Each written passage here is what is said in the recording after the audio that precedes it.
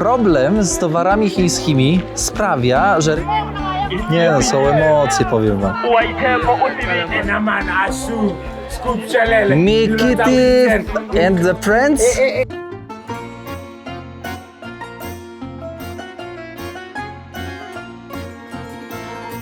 22:20, ja już zapakowany do spania, a tutaj za oknem, moi drodzy, impreza na całego. Proszę zobaczyć, nawet nie wiem jak tutaj odsłonić, żebyście zobaczyli. Zobaczcie, w tej remizie tam za oknem.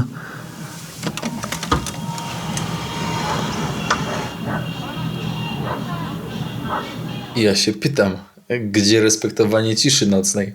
Dobra, idę spać, założę zatyczki i słyszymy się jutro, w sensie za sekundę u was, a za co najmniej 10 godzin u mnie. No i mamy poranek. Proszę zobaczyć. Pospałem dzisiaj solidnie. Zobaczcie jak to wygląda. Wczoraj tam była impreza. Ciekaw jestem, o której zgaśli. O, tam ziomek ma Golfa 2. Zobaczcie, tak to wygląda. O poranku. Godzina 8:30. Idziemy na śniadanie. A tam jest droga. Nie wiem, czy widać, tak samochody migają od czasu do czasu. To tamtędy będziemy jechać autostopem. Ale zobaczcie, jak dużo drzew, w ogóle liści nie ma. Podkreślam, że jesteśmy właśnie w okresie zimowym. Jestem tutaj kilka dni. Zobaczcie, pryszniców kilka brałem, a kabina jest krystalicznie czysta. To by oznaczało, że w wodzie nie ma minerałów, prawda? No ale jest to niemożliwe wręcz, ponieważ ta woda idzie z gór, idzie przez glebę, a idąc przez glebę nabiera tych minerałów. Więc teraz zobaczcie, zero. A ja tutaj naprawdę brałem solidne prysznice. Zobaczcie, ja w ogóle nawet aż sam jestem w ogromnym szoku, że ani milimetra jakiegokolwiek, nie wiem, zacieku po mydle, kamienia, czegokolwiek. Nie ma. Zobaczcie, nie ma. Normalnie jest po prostu przezroczyste jak nie wiadomo co. No i kto mi to wytłumaczy? Zagadka. Z Lesotho. 5 dni tutaj zabawiłem, żeby się troszkę dokurować, ale wciąż mam taką, wiecie, zielonkawą flegmę. A to oznacza, że jest jakiś stan zapalny. No, że przychorowałem, ale jako tako gardło mnie nie boli. No i wiecie, no, odpocząłem tutaj, nabrałem energii. Ale trzeba jechać, no bo co ty, ja tu nie będę w tym hotelu siedział już kolejnych 5 dni. Tu jest restaurant i bar. Tu dziewczyny sprzątają. Słuchaj, wchodzisz sobie na szwedzki stół. Zaraz zapytam, czy mogę nakręcić. Tu masz kawkę przelewową. Tu masz herbatkę taką ciemną. Masz rooibos. Tu masz takie, wiesz, rozpuszczalne. Ja rozpuszczalnych nie piję. Ja rooibosa biorę. Słuchajcie, jajka nasadzone. Tutaj warzywka. To jest ten cukinia, papryka, coś jeszcze, fasola, tu są frankfurterki z tego, z wołowe, tutaj kiełba taka, no i boczek standardowo. Tutaj chlebek tostowy, który można sobie tutaj w takiej maszynie standardowej upiec. To idzie tak do końca, ale to pewnie znacie. A ja od kilku dni tutaj siedzę, szanowni państwo, na tym miejscu. A tutaj macie, zobaczcie, pokażę wam jeszcze. Tutaj macie tak, płatki śniadaniowe, jogurty, to nawet nie wiem co to jest. To jest, prawda, a widzisz, jakieś coś na mleku. Gruszki możesz sobie wziąć, tutaj owoce, soki. No więc widzicie, wziąłem tak 2 jajka sadzone, tu frankfurterkę, trochę tych warzywek i boczek, nie? Chlebek z masełkiem. No i sobie pojem. 80 zł kosztuje w ciągu tygodnia tutaj pobyt, ale nie wiem co to jest w ogóle za cena, bo normalna to jest 250. I w piątek zapłaciłem za to 90 zł za ten pobyt, nie? Więc no temu też tutaj zostałem, bo cena do jakości to jest jakiś kosmos. Smacznego. Jeszcze gruszka. Ale ta gruszka to prawdopodobnie z południowej Afryki, ponieważ tutaj większość rzeczy jest z południowej Afryki. Nie wiem, czy widzicie. Praktycznie wszystko. z takich bardziej zaawansowanych procesowo. Pojadłem. Mam jeszcze, moi drodzy, godzinkę do 10, bo o 10 tutaj w Lesotho i Werpa jest wymeldowanie. Strasznie wcześnie. Słuchajcie, o 10, a zameldowanie jest czasami o 14 albo i nawet o 15. Tak o. Rzadko się zdarza, że zameldowanie jest o 12. Nie wiem, z czego to się bierze. Na Białorusi to jest życie. Tam masz pełen sutek. Sutek to jest doba po białorusku. I tam jak przychodzisz, załóżmy na przykład o godzinie 14, no to możesz być do godziny 14 kolejnego dnia. Oczywiście nie jest tak wszędzie, ale w dużej części. Co mnie najbardziej urzekło tutaj w hotelu, to grzany materac. Zobaczcie, normalnie grzany materac tutaj jest rozłożony i dlatego też może w sumie zostałem tutaj aż tak długo. Po prostu jak spałem, to mi tak grzało plecy, tak mnie wygrzewało, że wow. Pierwszy raz się spotkałem z grzanym materacem w hotelu.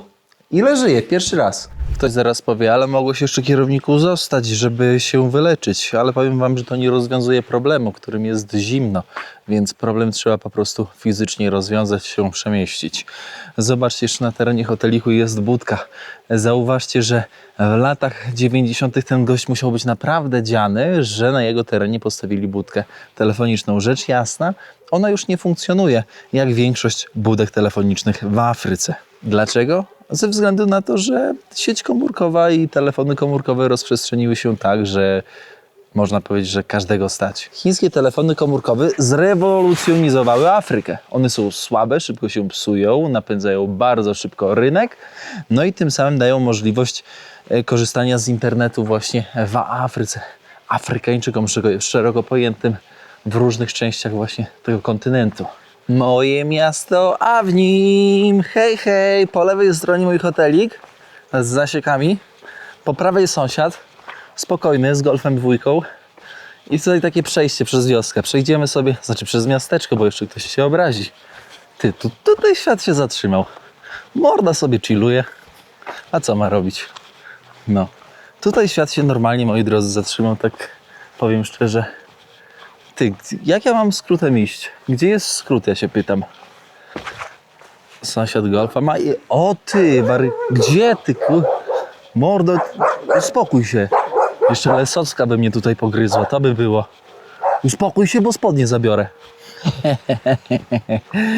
Ty jeszcze mi wyskoczy? Kurde, ty się wyrwała jak dzika. Pijalnia wina i whisky po lewej stronie, wysokoprocentowych napitków. Tutaj dziewczyny z ochrony. Ale tutaj wczoraj impreza była. Mordula jeszcze do tej pory sprząta. Ile?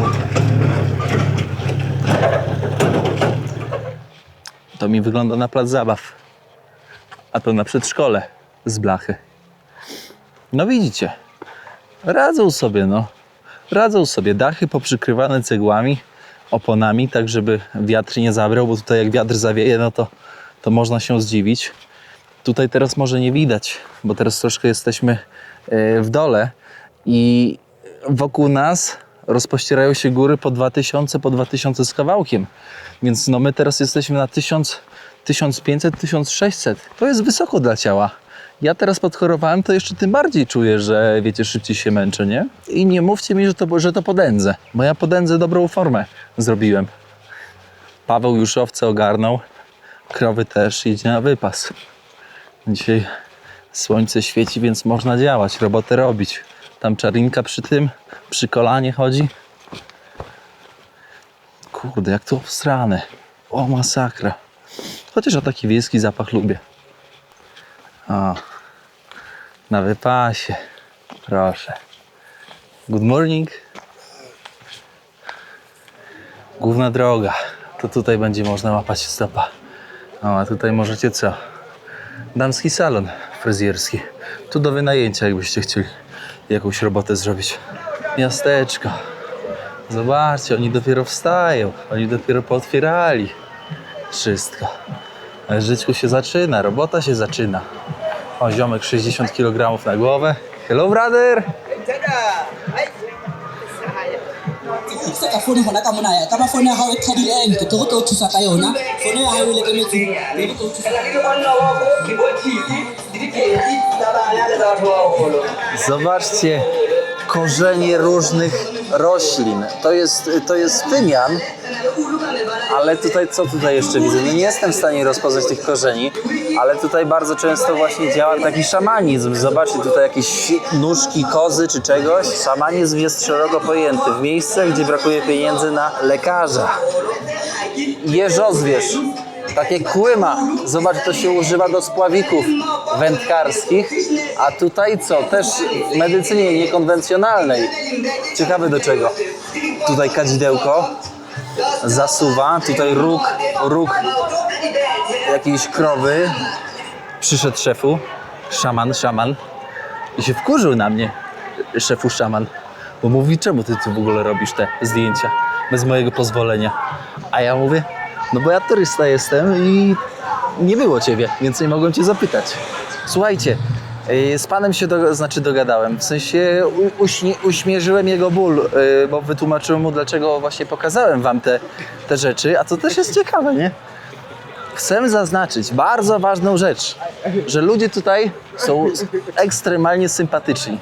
Ekstremalnie sympatyczni. To jest w ogóle zupełnie co innego, niżeli to, co widać na przykład w RPA.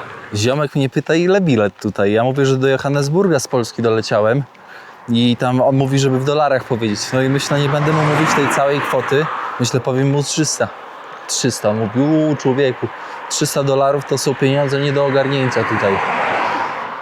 Że ciężko jest. W sumie nie ma zbyt dużego potencjału na dobrą robotę, dobrze płatną robotę. Bo roboty zawsze znajdziesz, wszędzie, ale wszystko się rozgrywa o to, żeby to była dobrze płatna robota. No dobrze, trzeba postawić plecak, zobaczyć jak tutaj ten autostop działa. Jak nie będzie działać, no to autobusiki co chwilę jadą, moi drodzy, co chwilę. Za 10 zł niecałe można przejechać 100 km, więc tragedii nie ma. So, like, now where are you from? Exactly where are you from now? O, tutaj So się you're autostop just złapał. alone? Yes, correct. Why are you going alone, my friend? It's easy. Because I feel like if you are from Europe, Ireland,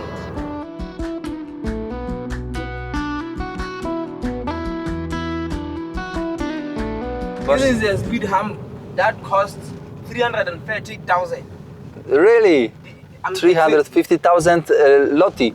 Yes, sir. Okej. Tutaj z kolegą rozmawiam właśnie o korupcji, że taka jest właśnie duża, że 350 loti za próg zwalniający. Wszystko co robią, to robią właśnie korupcja, no niestety. To takie życie.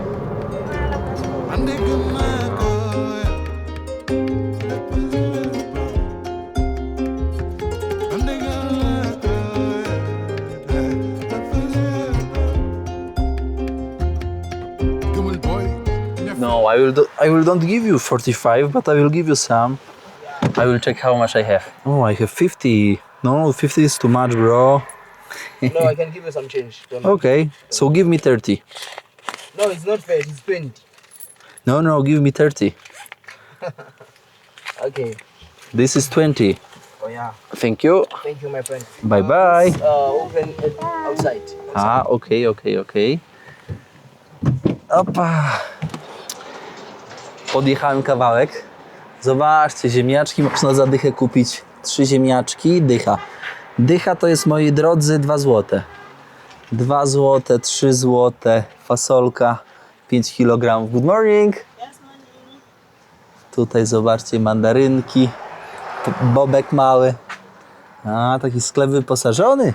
Powiem wam, że transport tutaj, zobaczcie, na autostopie, ziomek do mnie mówi, ale ja od ciebie tutaj jeszcze teraz muszę kolego skasować hajsik za podjechanie. Ja mówię, nie ma problemu, mówię. Ale tutaj, no, trzeba, że tak powiem, być bardzo klarownym, jak jedziesz autostopem. Żeby, wiesz, sytuacji takich napiętych nie było. Dangerous man!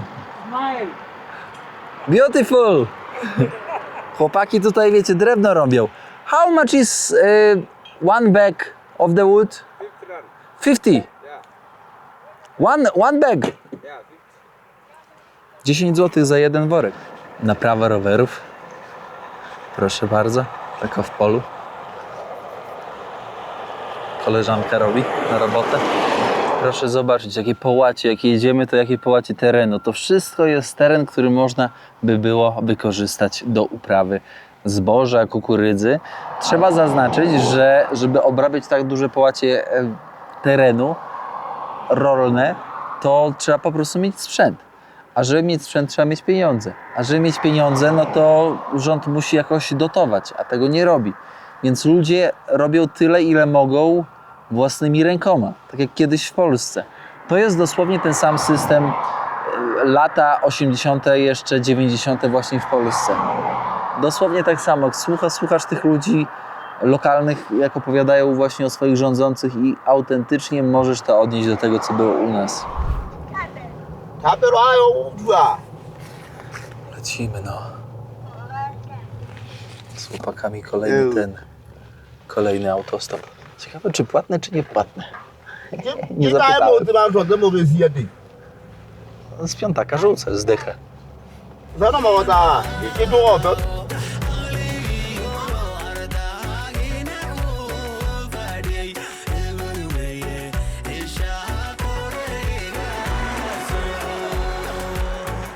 Koleżka pojechał, tylko czemu on mnie tutaj wysadził, jak on pojechał jeszcze chyba do miasta? Zresztą nie wiem. Ale to już był taki elegancki autostop, nie? Bez spiny. Kolega pracował w RPA, ale powiedział, że w RPA to po prostu lipa totalna, więc wrócił do Lesotho, skąd pochodzi. Chlotce zostało założone w 1876 roku przez jakiegoś tam Brytyjczyka. Ciekaw jestem, ile tutaj będzie nawiązywało tak do, wiecie, angielskiego stylu. Ale to musimy się wpakować w środek. Uwielbiam te wszystkie znaki ręcznie malowane. Cudo.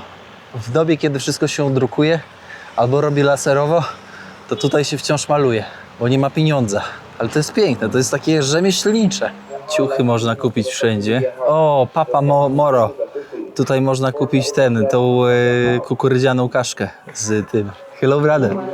No tutaj w tym blaszaku, nie? Sklepiki, nie sklepiki. Byłem zapytać o cenę w hotelu. 180 zł. Idę jeszcze tutaj do miasta, zobaczę. No i jak coś, to będę musiał tutaj po prostu się cofnąć, nie? Żeby zdrowie dopisywało, to bym się machnął gdzieś w namiocie, ale kurde, jeszcze nie jestem w pełni sił. Jednak to jeszcze, powiem wam, trzeba się dokurować. Ale klimat, co? Tak spokojnie, sielsko. Tam barbecue ktoś robi. Kiełby robią, ty, na grillu. Ale przeżarty dym. Przeżarło mi gardło.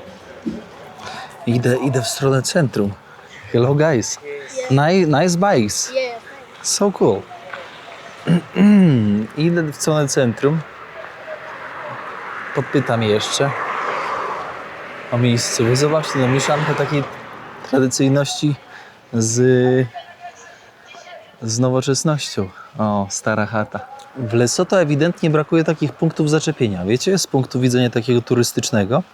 Jak jechałem właśnie z tym ostatnim ziomkiem, to on do mnie mówi, weź tutaj, przyprowadź kogoś, niech wybuduje tutaj hotel w tym mieście.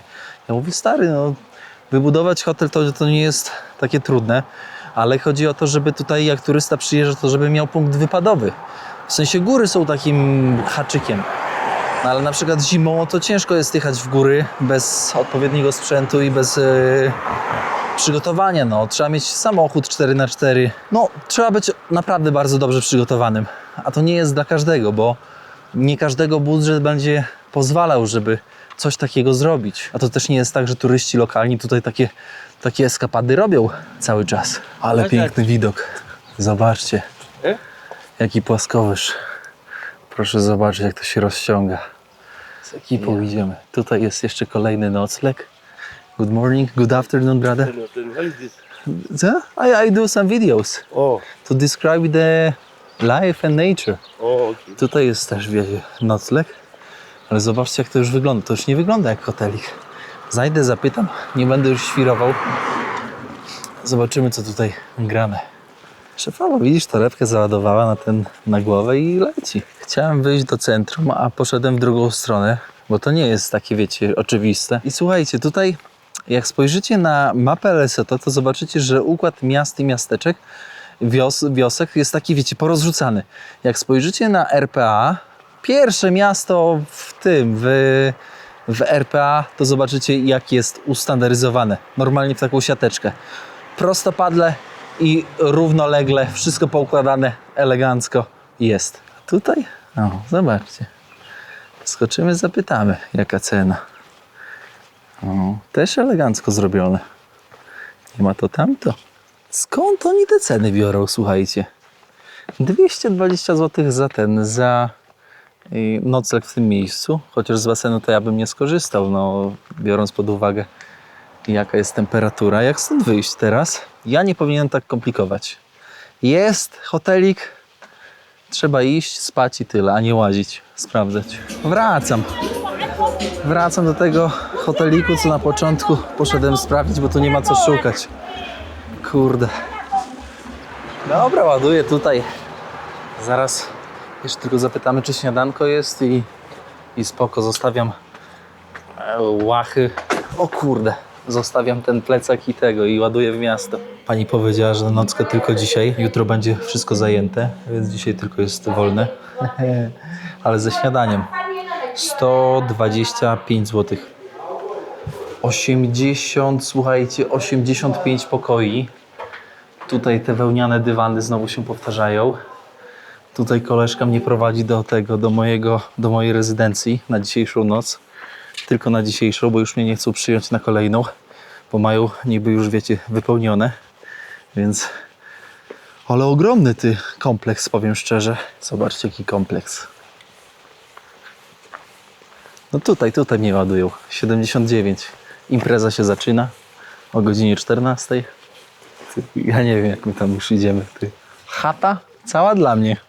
Ja szczerze to nie rozumiem, o co w tym wszystkim chodzi. Jaka jest tutaj logika w tym całym zajściu. Ale zobaczcie. Dostałem taki domek z kuchnią, ze zlewem. Zobaczcie, normalnie można sobie tutaj gotować, przyrządzać posiłki. No taki powiedziałbym domek letniskowy. 3 łóżka.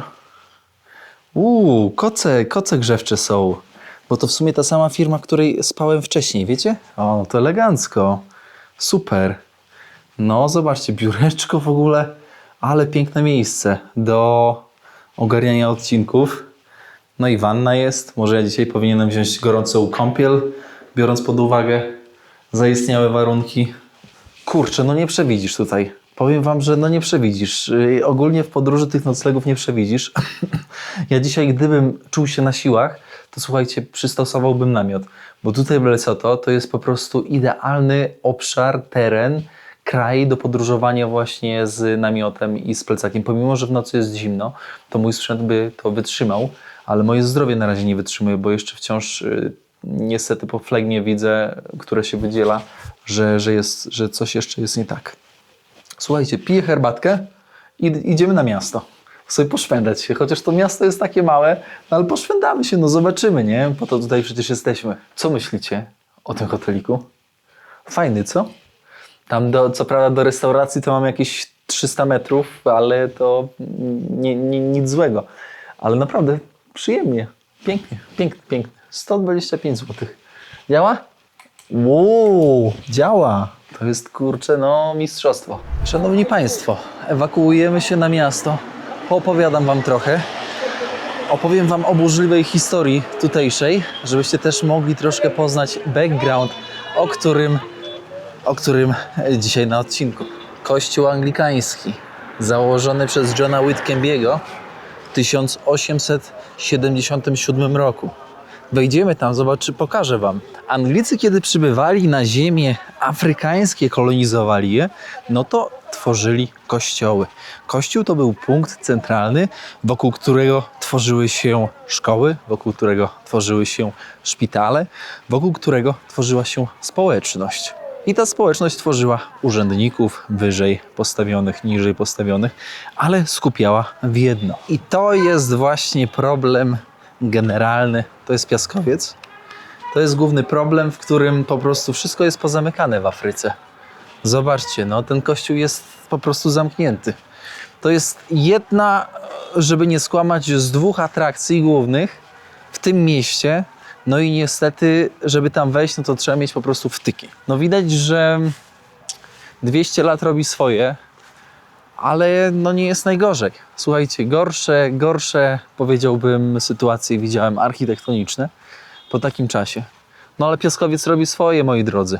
Piaskowiec jest wytrzymały. To wy chociaż zerknijcie sobie, co tam słychać. Jak to tam wygląda, jeśli się nie uda wejść.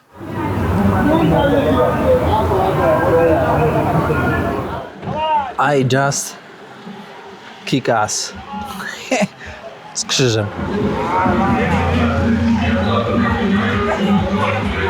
Kreatywność ludzi nie zna granic. Z metrówki krawieckiej naszyjnik. Z browaru kolczyki. Tutaj tak samo kolczyki. Wow, it's cool. Tutaj też pokażę. Zobaczcie. Z kapsli od tego tak samo kolega zrobił. So nice. Zapałek, kolczyki. Zobaczcie, jaka kreatywność w ludziach drzemie. Niesamowite. Ciekawa kreatywność. Co myślicie o tych rzeczach? Co koleżka tutaj właśnie, wiecie, robi? Fajne, podoba mi się. Ale przyszedłem tutaj do centrum właśnie po to. To jest wieża zegarowa. Tak się nazywa. Ale można powiedzieć bardziej, że to jest wieża strażnicza. Zobaczcie. Stara, tradycyjna metoda krycia dachów basuto, którą stosują po dziś dzień na wioskach. A to jest wieża zegarowa. Zobaczcie, no ona po prostu stoi w centrum, a to jest świadek historii. Dlaczego mówię świadek historii? Ponieważ ona przeżyła wielką wojnę o broń. Co to znaczy, że wielka wojna o broń? Czekajcie, tutaj jest taki gate. Hello, brother! To jest gate, do którego można sobie pewnie wejść. W 1880 roku, jak stworzyli to miasto, no to Anglicy co pierwsze zrobili? Zrobili takie wieże strażnicze, z których można było obserwować, czy ktoś nie nadciąga. Wiecie, o co chodzi? Zobaczcie, małe otwory do strzelania, do obserwowania. No i sytuacja jest taka, że Wielka Wojna o broń to była wojna wywołana przez Anglików. W tamtym czasie Anglicy dowodzili kolonią przylądkową i chcieli podbić nowe tereny albo mieć władzę nad nowymi terenami, tutaj gdzie byli Basuto, czyli na dzisiejszym Lesotho. No i przyszli i powiedzieli im: słuchajcie, macie oddać nam broń.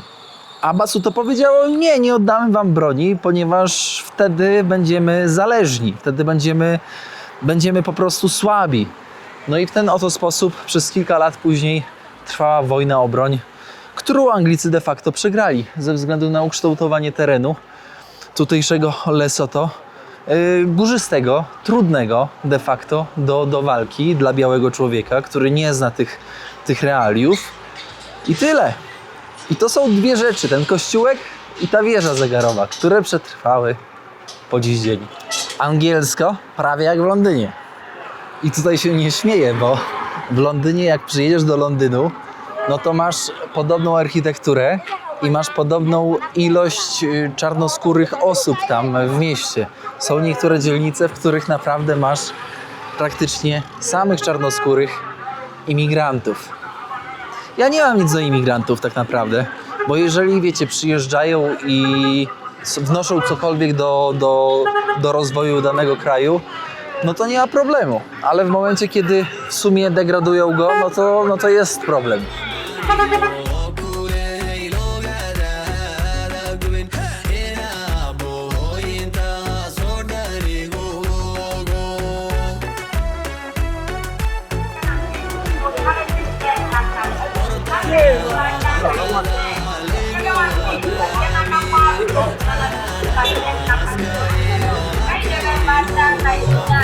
I rozumiecie sami, że ja jak na przykład rozmawiam z tymi młodymi ludźmi, to ja im mówię, że realia życia w Europie czy w Stanach są zupełnie inne niż o tym słyszą, bo z reguły słyszą tylko i wyłącznie o dobrych rzeczach.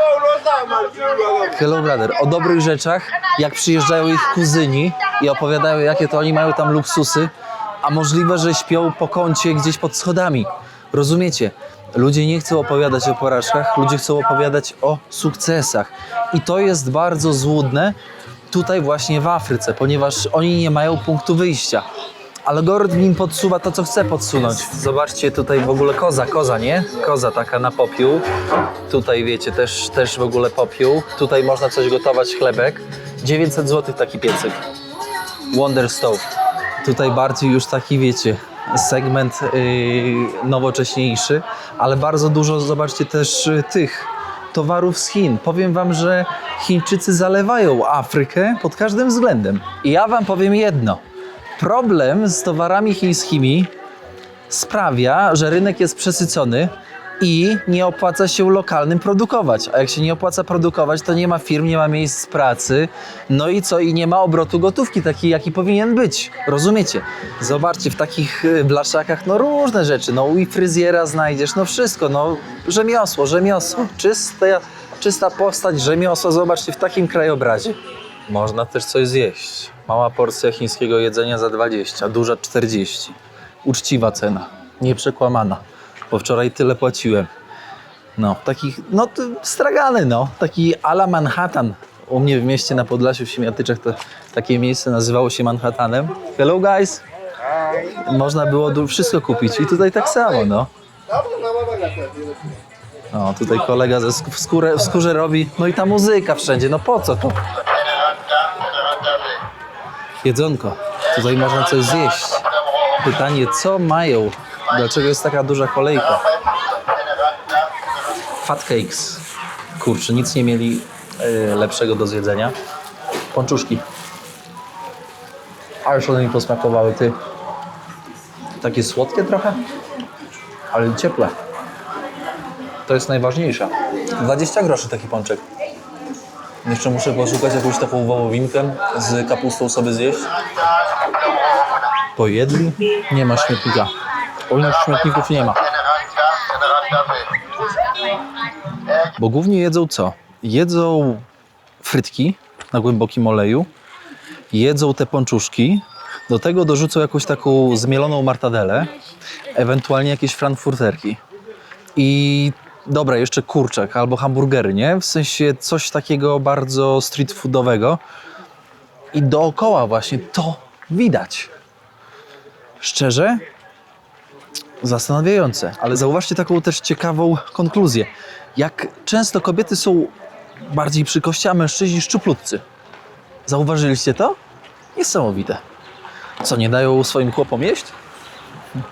Możesz brać je ile chcesz, za darmo.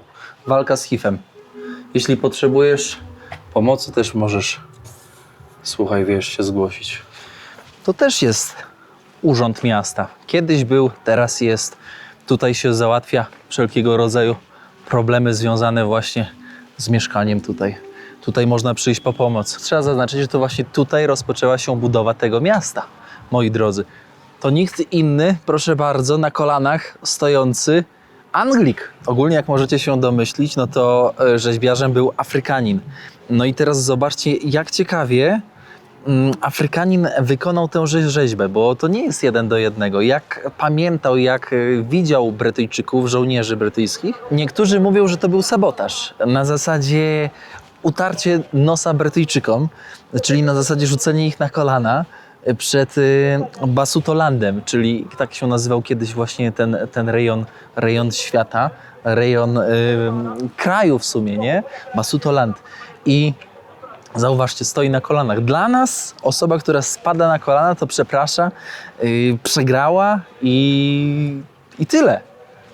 Więc jestem w 100% przekonany, że dla Afrykańczyków też, jak ktoś pada na kolana, to jest podobnie. No, zobaczcie, biznes, street photo działa. Chłopaki mają kamery, chłopaki robią zdjęcia, chłopaki wysyłają dziewczynom zdjęcia. Ładne zdjęcia, bo naprawdę ładne robią. Pogadałem sobie z nimi, pokazali mi jak działają, więc no szapobama w ogóle. Kupujesz kamerę, robisz zdjęcia, no i możesz się z tego utrzymać, bo zapytałem ich właśnie, czy oni się z tego utrzymują. Powiedzieli, że tak, że robią właśnie taki biznes. Nigdy wcześniej nie widziałem. Wy widzieliście? Gdziekolwiek w Afryce? Że były tak kreatywne głowy?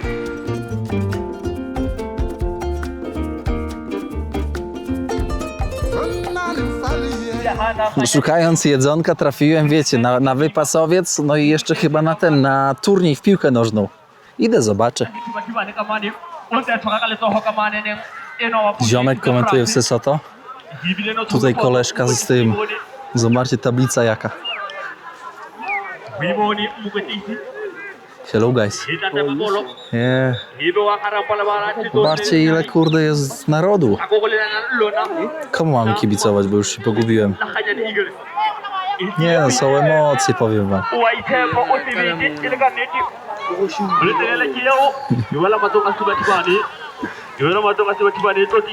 Wszyscy piwko sobie łoją. U nas na tym na meczu w życiu. Ależ relaks, słuchajcie. Klimatycznie. Swojsko bym powiedział i to bardzo. Okay guys, my new friends. Hello, say hello for Polish people. Mikity and the friends from... Yes, beautiful smile guys. What are you drinking guys? Show me. What is this? Make a video Castle. from the pod. Castle. Oh, what do you have here? Show me. No, we having a black label. Okay. A black label. Cool. Moja ekipa. Siema. Stąd trzeba się zwijać. Make smile, smile, smile. Thank you guys. Bye bye. Ty, uciekam. Je? Pomarańcze, mandarynki, banany, jabłuszka zielone. Piękne. Thank you so much, brother. Ty, wiesz, że lokalni nie wiedzą, gdzie tutaj można zjeść? Czujesz to? Nie mają zielonego pojęcia. Wszyscy idą na melanż. Słuchajcie, idą na melanż. Ja od takich miejsc trzymam się z daleka, wiecie? Alkoholowy nie jestem, ale od takie miejsca generują kłopoty. Ja to wam mówię. Finalnie znowu trafiam na burgera. No kurde, ile można szukać? Tak oto wygląda. Bułeczka jest czerstwa trochę chyba. Słuchajcie, powiem wam tak, kończymy odcinek. To jest, moi drodzy, przedostatni odcinek z Risotto. Kolejny odcinek będzie już takim ostatnim odcinkiem. I ja zmykam stąd.